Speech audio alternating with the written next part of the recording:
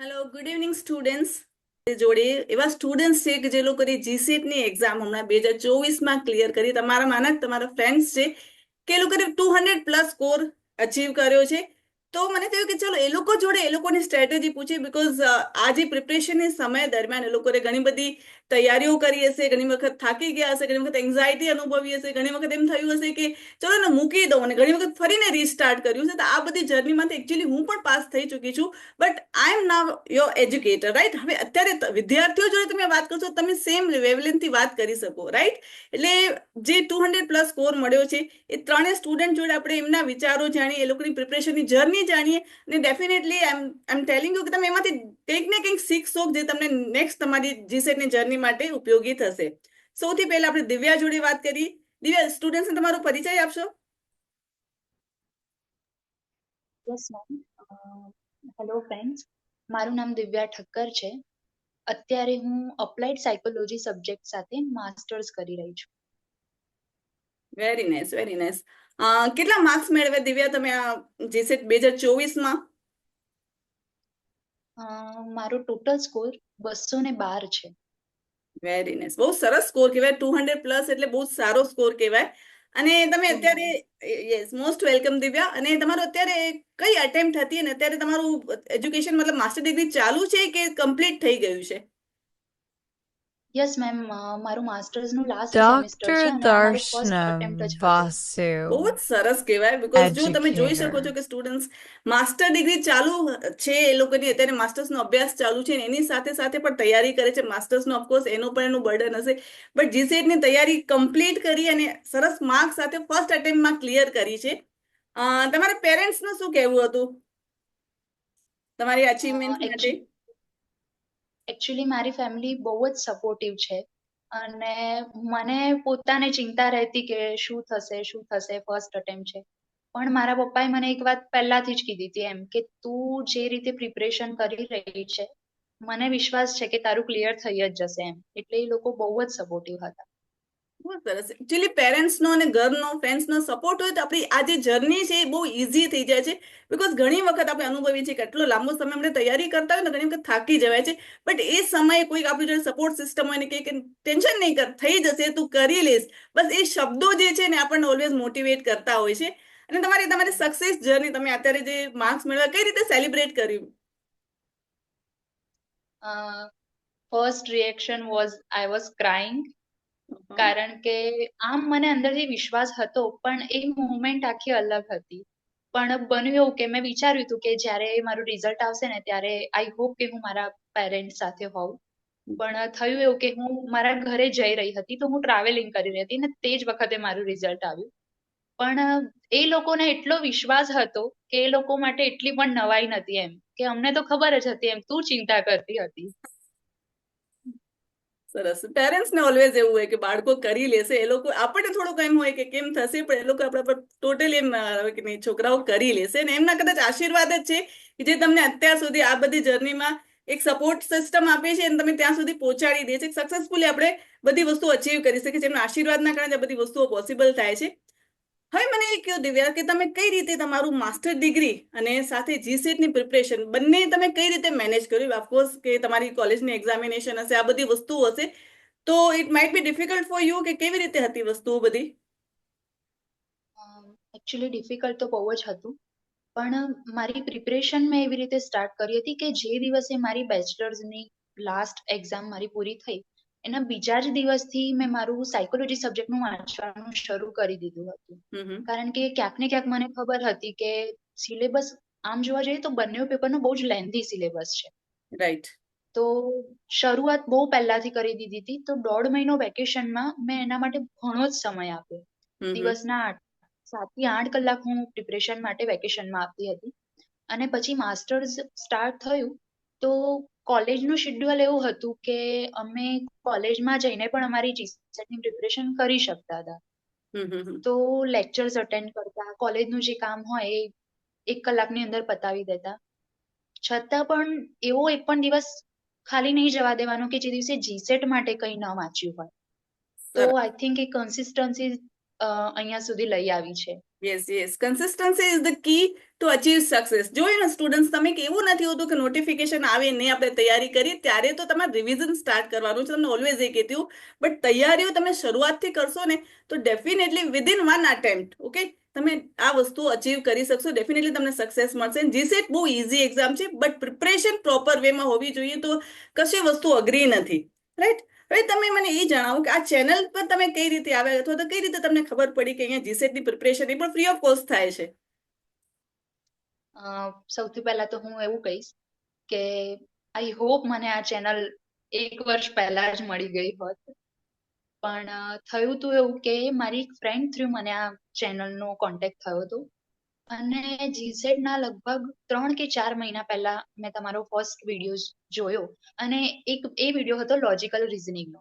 અને મને ખબર પડી કે આટલો ડિફિકલ્ટ ટોપિક આ વેમાં લઈ જવો બહુ મોટી વસ્તુ છે એમ. કારણ કે હું પ્રિપરેશન ઇંગ્લિશમાં કરતી હતી, પણ એટલે તમે કન્ટેન્ટ ઇંગ્લિશ ગુજરાતી બંનેમાં આપો છો અને એક્સપ્લેન ગુજરાતીમાં કરો છો, તો એ મારા માટે બહુ સરસ વાત હતી.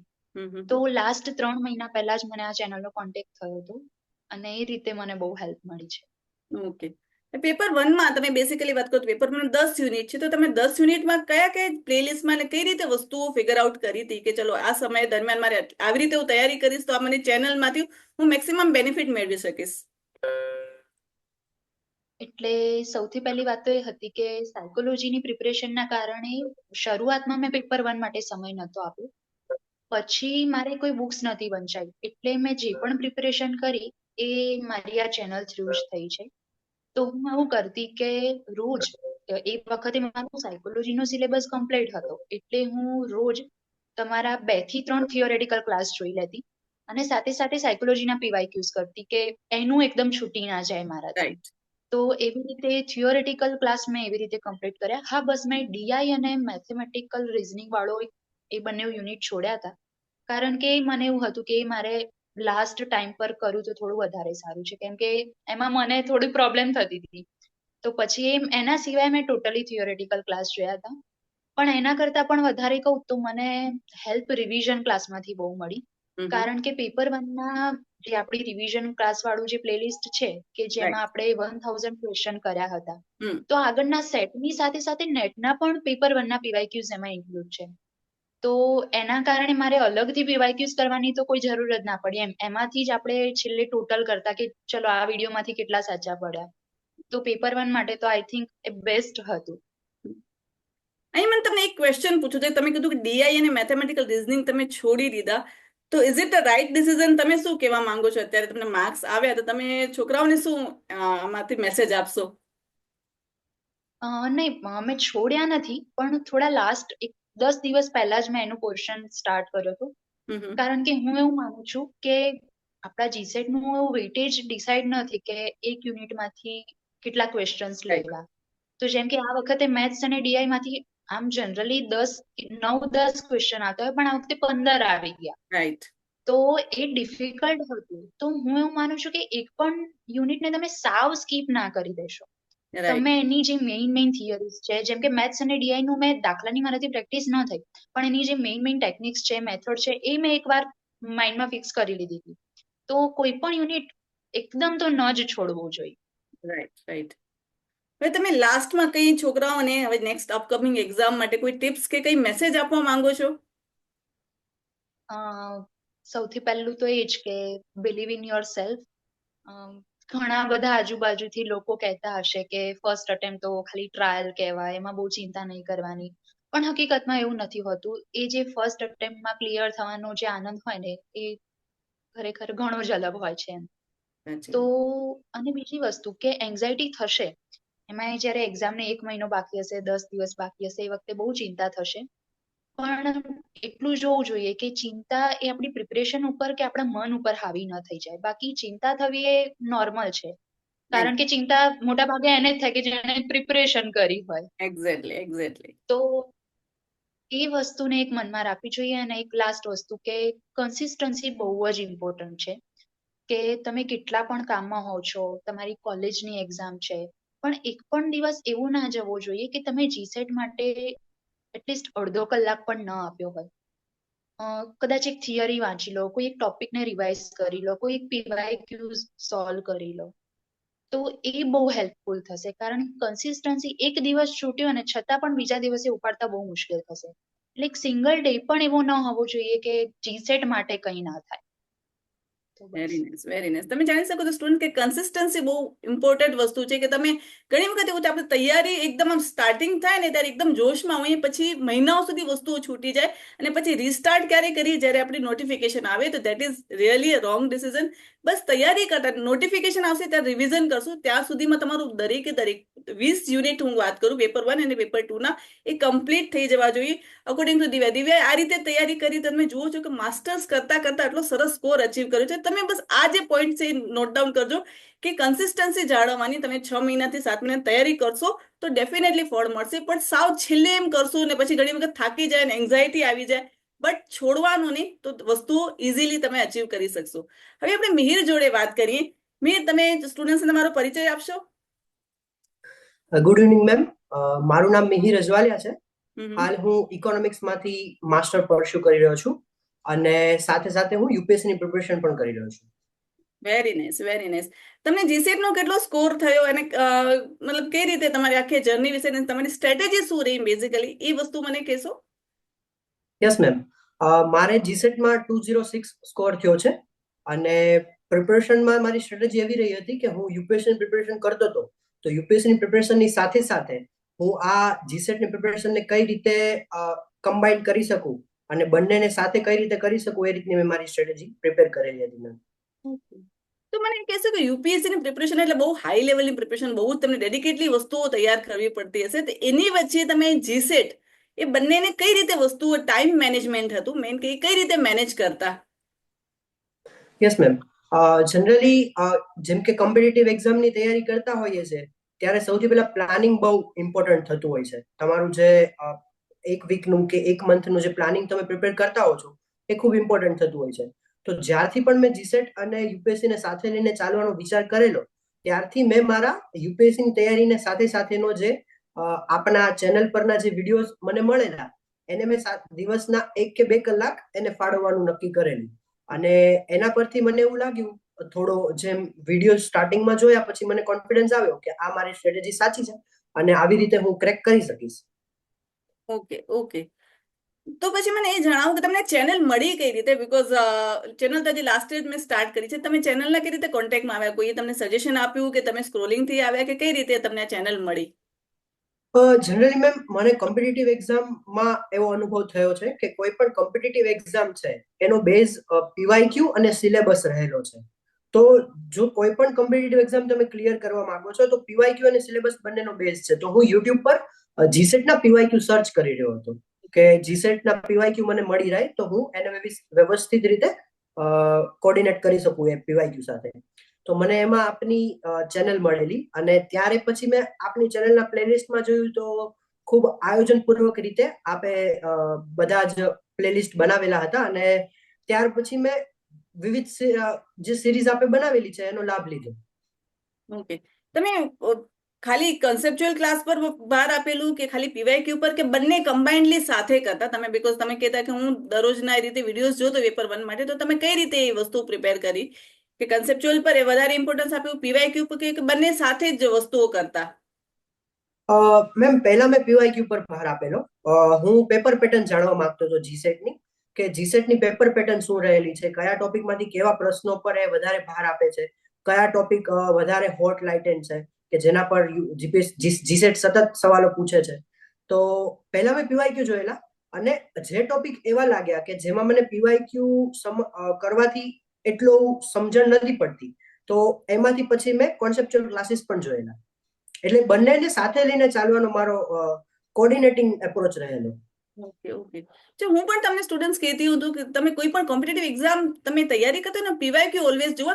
બીકોઝ પીવાયક્યુ થી તમને ખબર પડશે કે એક્ઝામિનર કઈ રીતે વિચારે છે, એમનો અપ્રોચ શું હોય છે, કઈ રીતે છોકરાઓને કઈ રીતે ફસાવે છે. ઘણી વખત એવા એ લોકો ટ્રિકી તમને ઓપ્શન્સ, એવા ક્લોઝ ઓપ્શન આપી દે કે તમે ત્યાં ફસાઈ જાઓ. એટલે ઓલવેઝ પીવાયક્યુઝ બહુ કરવા જરૂરી છે. બીકોઝ એ વસ્તુ કરો તો તમને ખબર પડે કે એક્ઝામિનેશનની પેટર્ન કઈ રીતની હોય છે, કઈ રીતે લોકો ક્વેશ્ચન પૂછે છે. બસ કન્સેપ્ચ્યુઅલ ક્લાસ હશે તો તમારો બેઝ ક્લિયર થશે. બટ પીવાયક્યુઝ અગર કોઈ પણ એક્ઝામ માટે તમે છોડી દો તો બહુ મોટી મિસ્ટેક હશે. અને જે આપણી ચેનલ પર મેં પીવાયક્યુઝ કરાવ્યા છે બહુ ડિટેલમાં કરાવ્યા છે કે ઇટ ઇઝ નોટ લાઈક કે ક્વેશ્ચન અને આપણે આન્સર સોલ્વ કરો. દરેક ક્વેશ્ચન મેં તમને સમજાવ્યું છે. અને મારો બીજો અપ્રોચ રહ્યો છે બીકોઝ મેં એક્ઝામ આપીને ત્યારે હું ક્વેશ્ચન ડિરાઈવ કરતી. ઓપ્શન હોય તો મને એમ થાય ચલો આનો ક્વેશ્ચન શું ફ્રેમ થઈ શકે. તમે એ રીતે મલ્ટિપલ અપ્રોચથી વસ્તુઓ તમારી સમક્ષ રજૂ કરી છે. તો આ ડેફિનેટલી તમે મિહિર પાસેથી જાણી શકો છો. પીવાયક્યુ કરવા બહુ જ જરૂરી છે. બીકોઝ પીવાયક્યુ તમે સ્કીપ કર્યા દેટ મીન્સ કે તમે એક્ઝામિનેશનમાં કઈ રીતે વસ્તુઓ પૂછાશે ને એ અપ્રોચ ક્યાંક મિસ કર્યો છે. રાઈટ. એટલે એ ડેફિનેટલી આ બધી વસ્તુઓ તમને પ્લેલિસ્ટમાં તો મળી જ રહેશે. અને બીજું મને એ પૂછવું છે તમને કે એ સિવાય તમે નોટ્સ બનાવતા કે કઈ રીતે કરો. બીકોઝ યુપીએસસી ની તૈયારી બહુ આમ સ્ટ્રક્ચર્ડ મેનરમાં થતી હોય છે મને ખ્યાલ છે. એટલે મારે યુપીએસસી ના સ્ટુડન્ટ પાસેથી પૂછવું છે કે જે લોકો જીસીટી ની તૈયારી કઈ રીતે તમે કરી. Yes ma'am. હવે ડેઈલી ડોઝ સિરીઝની હું વાત કરું તો ડેઈલી ડોઝ સિરીઝમાં આપે એક ક્વેશ્ચનના 4 ઓપ્શન પરથી 4 કોન્સેપ્ટ સમજાવેલા છે. રાઈટ. તો એ જે ડેઈલી ડોઝ સિરીઝ છે એના મેં નોટ્સ પ્રિપેર કરેલા કે એમાં ડેઈલી ડોઝ સિરીઝમાં જે તમે 4 કોન્સેપ્ટ સમજાવ્યા છે તો મેં પછી સિલેબસનો એનાલિસિસ કરેલો. તો અગર ડેઈલી ડોઝ સિરીઝને વ્યવસ્થિત રીતે મગઅપ કરી લેવામાં આવે તો ઘણા બધા કોન્સેપ્ટ એમાંથી જ થઈ જતા હોય છે. જો તમે એના નોટ્સ પ્રિપેર કરી લો ડેઈલી ડોઝ સિરીઝના તો ખૂબ જ ઇમ્પોર્ટન્ટ થતું હોય છે. જેમ કે અત્યાર સુધીમાં મેં જીપીએસસી ની 3 મેઇન્સ લખેલી છે. તો એ 3 મેઇન્સ વખતે પણ મને આ નોટ્સ મેકિંગ વાળો એપ્રોચ ખૂબ કામ લાગેલો.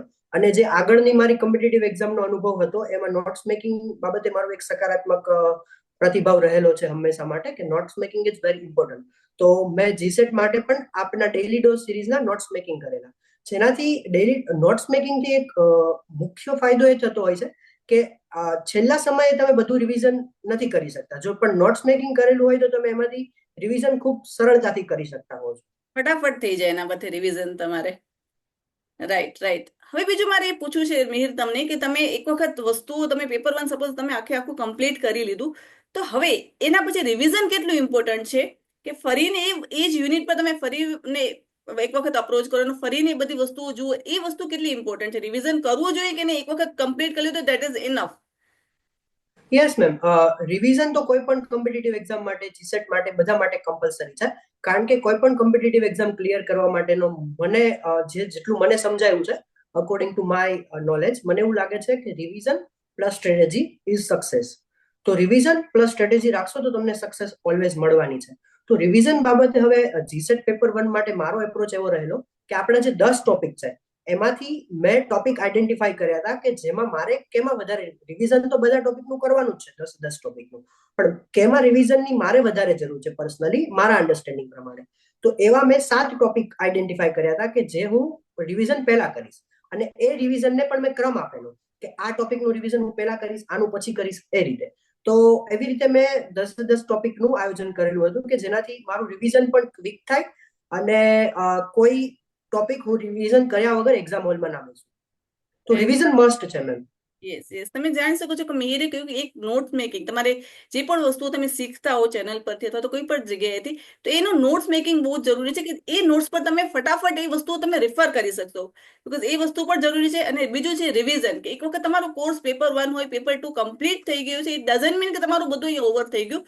બટ ફરીને એને વસ્તુને રિવાઇઝ કરશો તમારા માઇન્ડમાં જે બધી વસ્તુઓ છે ને તાજી થઈ જશે. તો એક્ઝામિનેશન હોલમાં જ્યારે તમે એક્ઝામ આપશો ત્યારે વસ્તુ તરત જ તમને યાદ આવી જશે. એટલે રિવિઝન બહુ જ ઇમ્પોર્ટન્ટ છે કોઈ પણ વસ્તુનું. એટલે ઓલવેઝ એ છે કે બસ એક અપ્રોચ રાખવો કે 6 મહિના તૈયારી કરી 6 થી 8 મહિના અને જ્યારે પણ તમને નોટિફિકેશન આવે ત્યારથી રિવિઝન વર્ક સ્ટાર્ટ કરવું તો એ વસ્તુ તમારી માટે ઇઝી થઈ જશે. અને એન્ઝાયટીની લેવલ જે છે થોડીક ડાઉન થઈ જશે. બાકી એન્ઝાયટી એક એવી વસ્તુ છે કે આપણે એ ફેઝમાંથી પસાર થતા હોય ને તો ઓલવેઝ એમ થાય બટ વસ્તુઓ થઈ જતી હોય છે એ રીતે.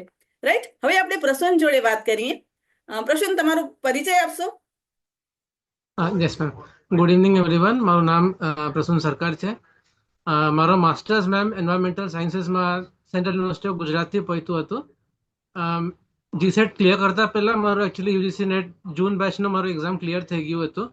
તો એમનું એક્સપિરિયન્સ અને પ્લસ જે તમારા પ્લેલિસ્ટ છે મેમ સ્પેશિયલી યુનિટ 1 થી 10 ના ડિટેલ વાઇઝ જે પ્લેલિસ્ટ હતા અને કેવીએસ માં મેં સ્પેશિયલી ફોલો કર્યું હતું પેપર 1 માટે.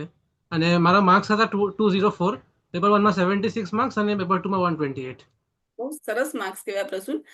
હવે તમે પેપર 1 અને પેપર 2 ને કેટલો સમય આપતા? મેમ સમય તો મેમ આટલું મેં ક્યારે પણ કાઉન્ટ નહીં કરતી હતી મેમ ટાઈમ, પણ એક ડિવિઝન તમે રાખી શકો મેમ કે ડે ટાઈમમાં તમે પેપર 1 પર તમે ફોકસ કરો અને ઇવનિંગ ટાઈમ જાય પેપર 2માં તમે, અથવા જેમ તમને ફાવે તમે પ્રોપરલી ડિવાઈડ કરી દો એ ટાઈમને સ્ટ્રેટેજી હાથે. અને એમાં પણ જે સ્પેસિફિક જે ચેપ્ટર્સ છે પેપર 1માં મેમ, જે કોર ચેપ્ટર્સ આપણે કહીએ છીએ, communication, research, teaching aptitude, comprehension, data interpretation, જે ઇઝી ટુ મોડરેટ છે પહેલા એના ઉપર તમે ફોકસ કરો. એમના થિયરીઝ છે એ પહેલા યાદ રાખો મેમ. હાયર એડ્યુકેશન એકચ્યુઅલી મારા માટે બહુ હાર્ડ હતું મેમ, અને જે ઇન્ડિયન લોજિક સિસ્ટમ જે છે મેમ એ મને યાદ નહીં રહેતી હતી. તો એમાં જે મેમ ફેલેસીસનો જે પોર્શન હતો એ મેં યાદ કરીને જતો હતો, અને જે ટોટોલોજી સ્ક્વેર જે છે મેમ, જેમાં લોજિકલી ઇક્વિવેલન્ટ સ્ટેટમેન્ટ્સ હોય છે, તો મેમ જે તમારા જે વીક ચેપ્ટર છે એ કમ્પ્લીટલી છોડી ના દેતો, પણ એમાં જે તમને ટોપિક સમજમાં આવે એ તમે અટેન્ડ કરી દો, અને એટલીસ્ટ જે કોર ચેપ્ટર્સ છે એના ઉપર ફોકસ કરશો તમે આરામથી 70-80 માર્ક્સ આવી જશે મેમ. યસ યસ, જે રીતે પ્રસૂને કહ્યું કે કોઈ પણ યુનિટને છોડવા નહીં, બીકોઝ તમારા દરેક યુનિટમાંથી ક્વેશ્ચન તો પૂછાય છે. છોડી દેશો તો એ વસ્તુ અઘરી થઈ જશે, બીકોઝ યુ નેવર નો કે તમારા કદાચ તમને એમ થાય કે ચલો ભાઈ 8 યુનિટ કર્યા છે, પણ એમાંથી પણ વસ્તુઓ ડિફિકલ્ટ આવી શકે છે. એ લોકો આઉટ ઓફ ધ બોક્સ કોઈ પણ ક્વેશ્ચન પૂછી શકે છે. તો કોઈ પણ યુનિટ છોડવા એ બહુ મોટી મિસ્ટેક થાય. તમને જે વસ્તુ આવડતી હોય એટલીસ્ટ એના પીવાયક્યુઝ પણ કરી લેવા, કે જેનાથી તમને વસ્તુઓ ખબર પડે. એ 10 યુનિટ કરવા, પેપર 1ની વાત કરું તો ઇઝ મસ્ટ કે 10 યુનિટ કરી જ લેવા. અને વસ્તુઓ અત્યારે તમારી માટે ઇઝીલી એક્સેસેબલ છે, અને ઘણો બધો સમય છે. આ તમને નેક્સ્ટ જે 2025માં એક્ઝામ લેવાશે એની માટે કહું છું. અને ઇવન મેં તમને એક પ્લાનર પણ આપ્યું છે, ટેલિગ્રામ પર પણ શેર કરેલું છે, કે એમાં મેં તમને કહ્યું છે કે અમુક યુનિટ્સ જે છે તમને એની ડેલી પ્રેક્ટિસ જોશે. જે મેથેમેટિકલ રિઝનિંગની સ્પેસિફિકલી વાત કરું તો એની પ્રેક્ટિસ ડેલી કરતા રહેશો ને, તો આ વખતે પણ જુઓ કે 2 યુનિટમાંથી 15 ક્વેશ્ચન પૂછાયેલા હતા, રાઈટ? તો એ 15 ક્વેશ્ચનમાંથી તમારો એક પણ માર્ક્સ ન જાય ને એવી ટ્રાય કરવાની. તો આપણને અને જનરલ તમે જોશો તો મેથેમેટિકલ રીઝનિંગ અને ડેટા ઇન્ટરપ્રિટેશન એ બે એવા યુનિટ છે એમાંથી એ લોકો 10 થી વધુ ક્વેશ્ચન પૂછે છે. એનું પણ એનાલિસિસ આપણે ઓલરેડી કરેલું છે. એટલે કોઈ પણ યુનિટ સ્કીપ નહીં કરો અકોર્ડિંગ ટુ પ્રસૂન. અને મારો અનુભવ પણ એ જ કહે છે કે 10 યુનિટ છે, 10 યુનિટ કરવા. હા, કોઈ ટોપિક અઘરો લાગતો હોય તો ફરીને, ત્યારે સમય છે તો તમે ફરીને વસ્તુઓ કરશો તો એ વસ્તુઓ પણ ઇઝી થઈ જશે. શરૂઆતમાં એમ એક વખત લાગે, 2 વખત લાગે, બટ એક વખત આપણે એ વસ્તુ સમજતા જઈએ ને પછી વસ્તુ ઇઝી થઈ જાય છે. એટલે હું તો કહું છું કોઈ યુનિટ નહીં, કોઈ ટોપિક પણ ન છોડો, બીકોઝ યુ નેવર નો કે એક્ઝામિનર કઈ રીતે તમને ક્વેશ્ચન પૂછશે. ઓકે? અને બીકોઝ એક વસ્તુ ઇમ્પોર્ટન્ટ છે. એક યર, દેટ મીન્સ તમે પીએચડીમાં 1 વર્ષ બધાથી વહેલું સ્ટાર્ટ કરી દેશો, રાઈટ? એક અટેમ્પ્ટ જીસેટની જતી રહે, દેટ મીન્સ તમારે નેક્સ્ટ યર વારો આવશે, રાઈટ? અને જીસેટ હજી સુધી અનફોર્ચ્યુનેટલી આપણે વાત કરીએ તો વર્ષમાં એક જ વખત લેવા છે. યુજીસીનેટ 2 વખત લેવા છે, પણ જીસેટ 1 વખત. એટલે હવે આ વખતે તમે ટ્રાયલ અટેમ્પ્ટ મિસ થઈ, દેટ મીન્સ હવે તમને નેક્સ્ટ ડિસેમ્બરમાં મળશે. તો એક પણ આમ કહે ને સમય ન જવો જોઈએ, બીકોઝ એટલું તમારું પીએચડી ડિલે થાય છે. એટલે આ બધી વસ્તુ માટે આ સ્ટુડન્ટ્સને અહીંયા હું લઈ આવી કે એ લોકો તમારી જોડે આ બધા અપ્રોચ શેર કરે, એમાંથી તમે કંઈક નવી વસ્તુઓ શીખો. ઓકે? યસ, પ્રસન્ન, મને એ જણાવો કે ચેનલ પર જે વસ્તુ મેં તમને શેર કરી છે, જે પેપર 1ની, ઇઝ ઇટ સફિશિયન્ટ કે હજી મારે કંઈ એડ ઓન કરવું જોઈએ? તમને શું લાગે છે? No ma'am, it's enough ma'am, it's enough. Okay. Especially ma'am જે ગુજરાતીમાં પેપર અટેમ્પ્ટ કરે છે મેમ, આપણે તો ખબર હોય છે મેમ કે પેપર 1 માટે આટલી બુક્સ ગુજરાતી કે અથવા એ લેંગ્વેજમાં એનફ નહીં હોય મેમ, એટલે Yeah. એટલીસ્ટ અવેલેબલ નહીં હોય મેમ. મદાન પણ ઇંગ્લિશમાં બધું આવે. તો ચેનલ કોઈ પણ એક સોર્સને તમે ફોલો કરી દો, અને આ કેસમાં મને કહીશ કે તમારું ચેનલ બેસ્ટ છે મેમ પેપર 1 માટે. રાઈટ. સ્પેશિયલી યુનિટ વાઇઝ જે એક્સપ્લેનેશન છે, અને પ્લસ જે 1000 ક્વેશ્ચન્સના જે મેમ વિડીયોઝ હતા, તો એને ફોલો કરશે મેમ તો definitely ma'am 70 to 80 ma'am easily આવી જશે. ઇવન એના કરતાં વધારે પણ સ્કોર કરી શકે. યસ.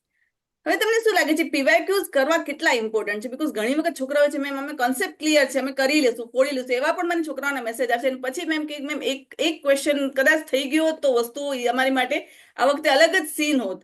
તો એ લોકોને પીવાયક્યુ ઘણી વખત મિસ કર્યા કે મેમ કોન્સેપ્ચ્યુઅલ ક્લાસ જોઈ લીધા, એટલા ઇનફ છે, હવે આમ પીવાયક્યુ અમે કરી એટલો ખ્યાલ આવી ગયો છે. તો તમે શું કહેશો, પીવાયક્યુ કરવા ઇમ્પોર્ટન્ટ છે કે વાંધો નહીં, ચાલે કોન્સેપ્ચ્યુઅલ ક્લાસથી જ?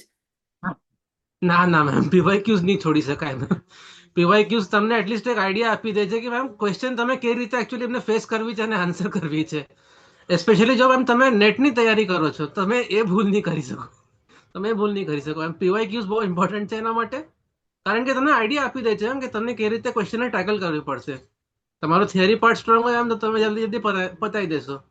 અને જ્યારે તમે એક્ઝામ હોલમાં આપતા હો મેમ, તો તમે ટાઈમ ડિવાઈડ કરી શકો એકચ્યુઅલી, કે ડેટા ઇન્ટરપ્રિટેશન માટે આટલું ટાઈમ આપી દઈશ સોલ્વ કરવા માટે, અને થિયરી જો ઇઝી આવે તો તમે ટીક કરી દેશો. એક સ્પીડ તમારી ડેવલપ થઈ જશે મેમ એમાં. તો રાઈટ. પીવાયક્યુઝ મસ્ટ છે એમાં. રાઈટ. હવે મને તમે એ જણાવો કે બીજું તમે નોટ્સ કઈ રીતે બને, જે રીતે મિહિર પાસેથી જાણો, મિહિર તો યુપીએસસી ની તૈયારી કરે છે, એટલે એ નોટ્સ કઈ રીતે બનાવતા? તમે દરેક ટોપિક વાઇઝ નોટ્સ બનાવતા કે વિડીયો જોઈને નોટ્સ બનાવતા, કઈ રીતે કરતા? મેમ ડિટેલ વાઇઝ તો મેં નોટ્સ મેં ક્યારે પણ નહીં બનાવતા હતા, પણ હા મારી જોડે એકચ્યુઅલી ડાયરીઝમાં મેં રિપીટેડલી નોટ કરતા હતા કન્સાઇઝ મેનરમાં.